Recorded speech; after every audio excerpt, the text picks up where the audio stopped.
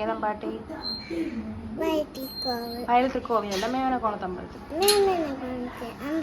അപ്പം നമ്മളിന്നൊരു അമ്പല ദർശനമാണ്. നമ്മൾ വൈകിട്ട് അമ്പലത്തിൽ പോകാൻ ഇറങ്ങിയേക്കണം. അപ്പം ഞാനുണ്ട്, മഞ്ഞയുണ്ട്, ബാലിയുണ്ട്. അപ്പോൾ നമ്മുടെ അടുത്തുള്ള അമ്പലമാണ്, നമ്മൾ സ്ഥിരം പോകാറുള്ള അമ്പലമാണ്. ഇടയ്ക്കിടയ്ക്ക് നമ്മൾ പോകാറുണ്ട്. ഉത്സവമൊന്നുമില്ല, ഉത്സവമൊക്കെ കഴിഞ്ഞു. അപ്പോൾ നമ്മൾ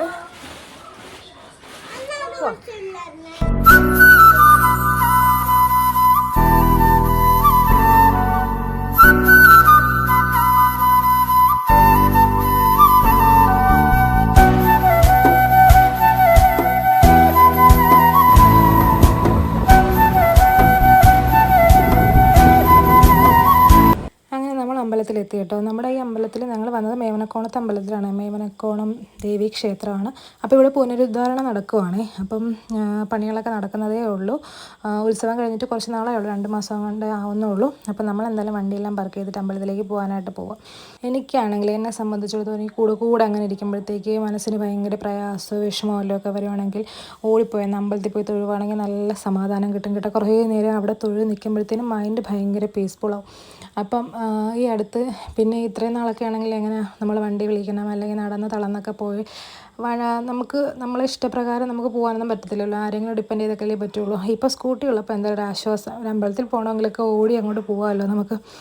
അങ്ങനെ ഇവിടെ വന്ന് തൊഴുമ്പോൾ എനിക്ക് ഭയങ്കര സമാധാനമാണ് കേട്ടോ. ഇതുപോലെ എൻ്റെ മടവൂർ കളരിയിൽ അമ്പലം മുന്നേ ഷോർട്സിലൊക്കെ ഞാൻ ഇട്ടിട്ടുണ്ട്. അവിടെ പോകുമ്പോൾ എനിക്ക് ഭയങ്കര മൈൻഡ് പീസ്ഫുൾ ആവുന്ന പോലെ തോന്നാറുണ്ട്. അപ്പോൾ എനിക്ക് ദേവീ ക്ഷേത്രങ്ങളെ പൊതുവെ ഭയങ്കര ഇഷ്ടം കേട്ടോ. എനിക്ക് ഭദ്രകാളി ദേവി അതുപോലുള്ള ദേവിമാരെയൊക്കെ ഭയങ്കര ഇഷ്ടമാണ്. അപ്പം നമ്മൾ ഈ പണി നടക്കുന്നതിൻ്റെയാണ് കേട്ടോ ഇതൊക്കെ. അപ്പം പണിയെല്ലാം കഴിയുമ്പോഴത്തേക്കും നല്ല അടിപൊളിയാവുമായിരിക്കും നമ്മുടെ അമ്പലമൊക്കെ.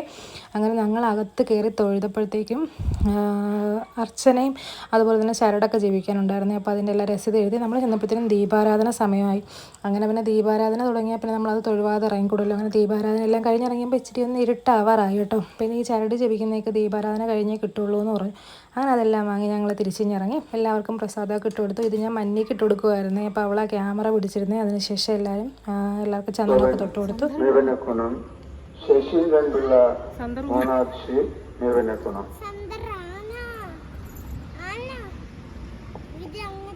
അങ്ങനെ നമ്മൾ അവിടെ നിന്നപ്പോഴത്തേനും തൊട്ടടുത്തുള്ള ഏതോ അമ്പലത്തിൻ്റെ എഴുന്നള്ളത്ത് വരുന്നുണ്ടായിരുന്നു. അപ്പോൾ അവർക്ക് കൊടുക്കാനായിട്ട് വെള്ളമൊക്കെ ഉണ്ടായിരുന്നു, ടാങ്ക് കലക്കിയത്. അങ്ങനെ മഞ്ഞയും ബാലുവും ടാങ്ക് വെള്ളമൊക്കെ കുടിച്ച് അവിടെ വന്നപ്പോഴത്തേക്ക് എഴുന്നള്ളത്ത് വന്നേ. അങ്ങനെ പിന്നെ നമ്മൾ അതൊക്കെ കണ്ടിട്ടാണ് തിരിച്ച് വീട്ടിലേക്ക് മടങ്ങി.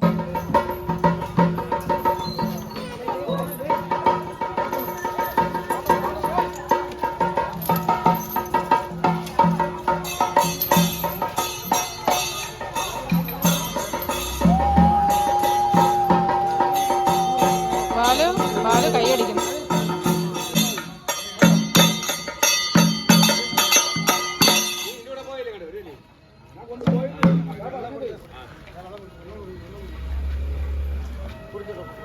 അങ്ങനെ മാസത്തിലൊരിക്കൽ എല്ലാവർക്കും ഒരു ചരട് ജപവും അർച്ചന നടത്തലും ഒക്കെ പതിവാണ് കേട്ടോ. അപ്പോൾ ചരട് ജപിക്കുമ്പോൾ എല്ലാവർക്കും കൂടെ ഒരുമിച്ച് ജപിക്കുന്നതുകൊണ്ട് രസീത് മാറിപ്പോയാൽ പണി കിട്ടും. ഈ അമ്മയുടെ കയ്യിലാണെങ്കിൽ ഞാൻ വന്നപ്പോഴേ കൊണ്ടുവന്ന് ഇതെല്ലാം കൂടെ കൊടുത്തപ്പോൾ അമ്മ രസീതെല്ലാം കൂടെ അങ്ങോട്ടും ഇങ്ങോട്ടും മാറ്റി വെച്ചപ്പോൾ ഇത് ഏതാണെന്ന് അറിയാൻ വയ്യ. ജാനുവിൻ്റെ അമ്മയുടെയും തിരിഞ്ഞു പോയി. അപ്പോൾ ഞാൻ പറഞ്ഞു 2 പേരുടെ മാറിപ്പോണെങ്കിൽ കെട്ടിയിട്ട് ഒരുമിച്ചങ്ങ് ഇരുന്നാൽ മതിയെന്ന് പറഞ്ഞു. ഒരു നിവർത്തിയില്ല എന്ന് പറഞ്ഞു. അങ്ങനെ ഞങ്ങൾ വരാൻ താമസിച്ച് പരിഭവിച്ചത് ആ ഒരു ആൾ വന്ന് കൊക്കറയും കുത്തി നിൽപ്പുണ്ടായിരുന്നു. അത് ചോറുണ്ടോ? ഇത് എവിടെ കെട്ടണം? അത് പറഞ്ഞാ പോരെ. ഇത് ചോറുണ്ടോന്നൊക്കെ പറഞ്ഞ